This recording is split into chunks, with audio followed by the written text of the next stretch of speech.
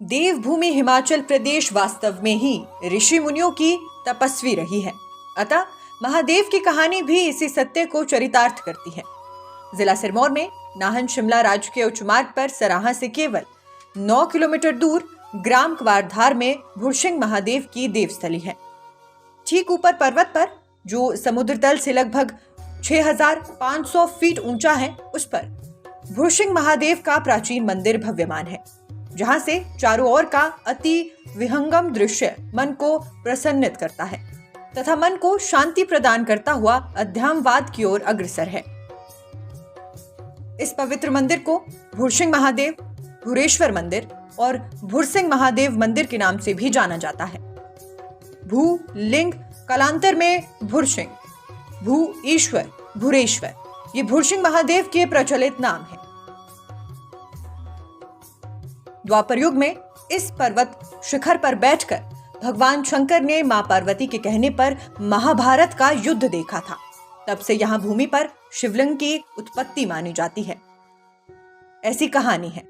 मंदिर 1870 मीटर की ऊंचाई पर पजैरली गांव में स्थित है और एक स्थानीय देवता भूरी सिंह को समर्पित है।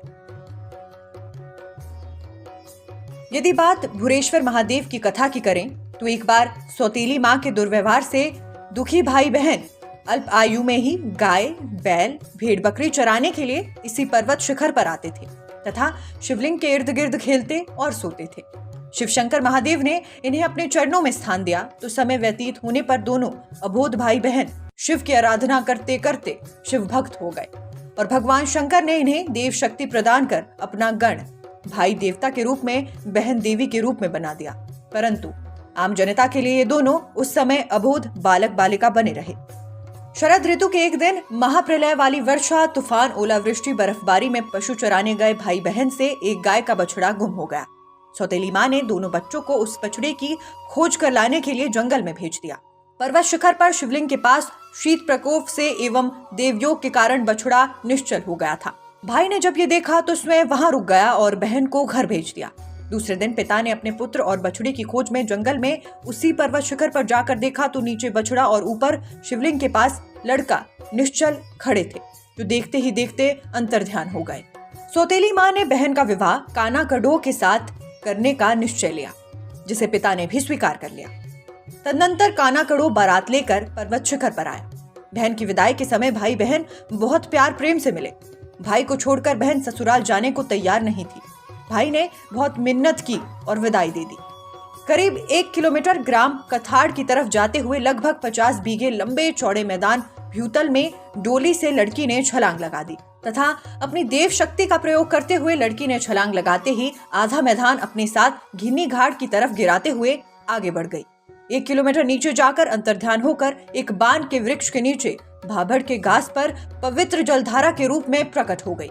ये जलधारा देवी नदी के रूप में विख्यात होकर कई ग्रामों का पेय तथा सिंचाई जल की सुविधा प्रदान करती हुई हरियाणा प्रदेश में प्रवेश अब करती है।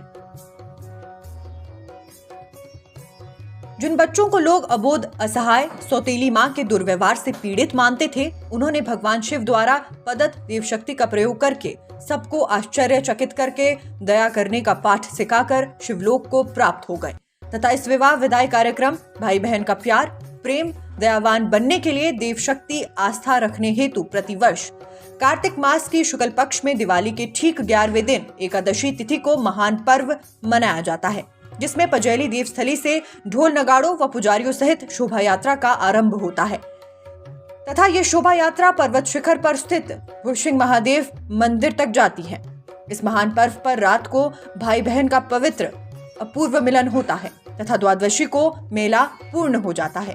इस महान पर्व में लाखों श्रद्धालु भुरसिंह महादेव मंदिर में महादेव के दर्शन कर मनोतियां मानकर पूजन अर्चन कर खुद को कृत्य करते हैं। श्रावण माह के शुक्ल पक्ष को एकादशी को कथानुसार कार्यक्रम होता है, परंतु ये केवल दिन में ही किया जाता है, रात्रि में नहीं।